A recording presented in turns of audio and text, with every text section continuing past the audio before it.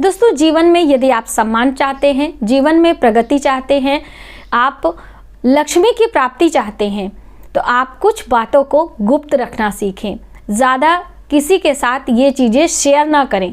कभी कोई विषम स्थितियों में कर सकते हैं, ऐसी बात नहीं है, लेकिन अधिकतर इन बातों को गुप्त रखें तो आपको जीवन में सफलता, तरक्की जल्द प्राप्त होगी।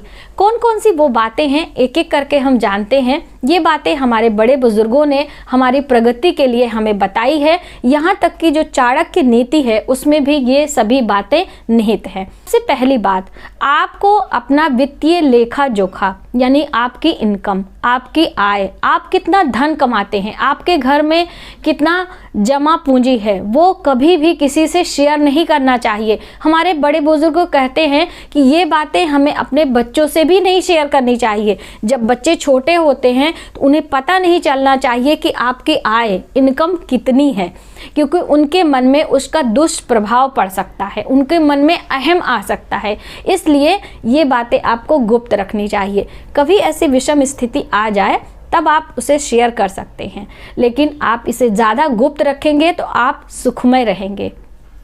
दूसरी अहम बात, कभी भी आपके परिवार में कोई कमी हो, कोई खोट हो, ऐसा नहीं है। परिवार बड़ा होता है, हमारा कुल खानदान, उसमें कहीं ना कहीं कोई व्यक्ति ऐसा होता है जिसने ऐसे कुछ कर्म किए होते हैं जिन्हें हम किसी के साथ यदि बताते हैं तो हमारा सम्मान घट जाता है। तो आप ये बातें कभी भी अपने परिवार की कोई कमी, कोई हानि किसी के साथ शेयर ना करें। धीरे धीरे उस पर निरंतर प्रयास करके उसे हटाने का प्रयास करें, उससे जीतने का प्रयास करें, ना कि समाज में उसे किसी के सामने जलील करें। ऐसा करने से हमारा ही सम्मान घटता है, तो ये भी आपको ध्यान रखना है। तीसरी अहम बात दोस्तों, कभी भी दान की चीज़ें हमें बताई नहीं जाती। आपने सुना होगा, गुप्त तरीके से किया गया दान हमारे लिए पुण्यकारी बताया गया है, लेकिन ज़्यादातर लोग समझते ही नहीं कि गुप्त दान किसे कहते हैं। गुप्त दान का अर्थ होता है जिस व्यक्ति को हम दान दे रहे हैं, जिस व्यक्ति को हम किसी चीज़ की मदद कर रहे हैं, उस व्यक्ति को पता नहीं चलना चाहिए कि किस व्यक्ति ने अचानक से आकर हमारी मदद करी और हमारी सफलता का सीढ़ी बना है। इसे कहते हैं गुप्त दान। ये नहीं होता है कि हम अपने पति से, हम अपने बच्चों से, हम अपने परिवार से छुपकर कोई दान करें और उन्हें ना पता चले। ये चोरी का दान होता है। तो गुप्त दान होता है जिस व्यक्ति को हम दे रहे हैं, जिसकी हम मदद कर रहे हैं, उसे पता नहीं चलना चाहिए कि कौन सा बंदा, कौन सा भगवान हमारा आके ये हमारी सहायता कर गए हैं। ये होता है गुप्त दान। अगला होता है हमारा गुरु मंत्र, जो आपने दीक्षा ली है, जिसे आपने गुरु मंत्र साधना है, सिद्ध करना है। तो वो कैसे सिद्ध होगा? जब आप उसे किसी से शेयर नहीं करेंगे। यहाँ तक कि जब हम गुरु मंत्र का जप करते हैं, जप करने के नियम में बताया गया है कि हमारी जिह्वा तालू से चिपकाकर जब हम गुरु मंत्र मानसिक रूप से जप करते हैं तो बहुत जल्दी सिद्ध हो जाता है।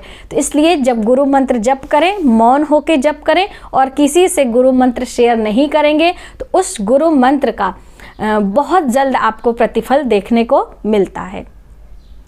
अगली अहम बात, कभी भी आपको अपनी योजनाएं, आप क्या प्लानिंग कर रहे हैं, आप कोई लक्ष्य को प्राप्ति करने के लिए कोई योजना बना रहे हैं, उस योजना को जब तक आपको आपके लक्ष्य की प्राप्ति ना हो जाए, उस योजना को आपको किसी के साथ शेयर नहीं करना चाहिए, वरना उसमें भी अवरोध उत्पन्न होता है। तो इसलिए जीवन में यदि आप तरक्की करना चाहते हैं, आप मान सम्मान की प्राप्ति करना चाहते हैं, जीवन में आगे बढ़ना चाहते हैं, माता लक्ष्मी की कृपा चाहते हैं, तो आप इन बातों को ज़्यादा से ज़्यादा गुप्त रखें। यदि कभी ऐसा समय आता है कि आपको मजबूरी में शेयर करना पड़े तो वो एक अलग बात है, वरना आप रखें। अतिथि का सम्मान करें, स्त्रियों का आदर करें। स्त्रियां भी एक लक्ष्मी का रूप होती हैं।